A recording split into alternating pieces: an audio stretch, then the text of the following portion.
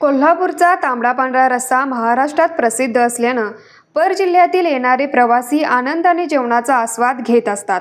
तर कोल्हापूरचे काही अतिहौशी खवय्यांनी भलताच प्रकार केला असल्याचे पाहावयास मिळत आहे। स्टेशन रोडवरील हॉटेल आमिरमध्ये घुसून जेवणाच्या कारणावरून मालकाशी वाद घालत हॉटेलमध्ये साहित्याची मोडतोड केल्याप्रकरणी आदित्य ठुमके यांनी दिलेल्या फिर्यादीवरून 11 जणांच्या विरोधात शाहूपुरी पोलिसात गुन्हा दाखल करण्यात आला होता। पोलिसांनी या प्रकरणी 3 अल्पवयीन मुलांसह एकूण 11 जणांना ताब्यात घेतले।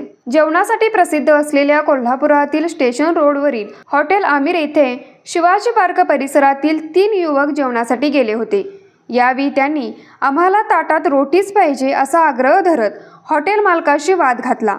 यानंतर त्यांनी आपल्या काही सहकाऱ्यांना बोलावून हॉटेलमधील टेबल खुर्च्यांची आणि इतर साहित्याची मोडतोड करत धिंगाणा घातला।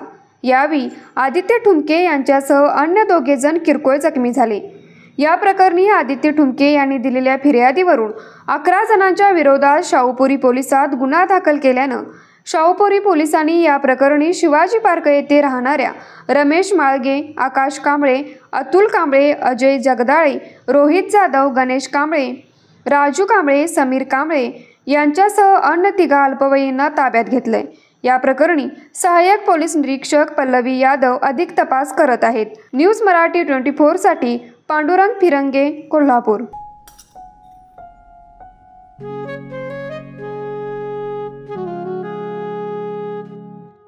बाबा, आज येताना बासुंदी घेऊन या ना। अगं, कालच आपण आईचा वाढदिवस होता म्हणून आणली होती ना।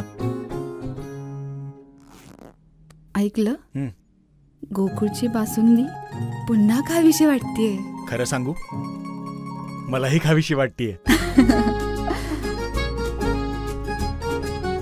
पुन्हा पुन्हा खावीशी वाटणारी गोकुळ बासुंदी।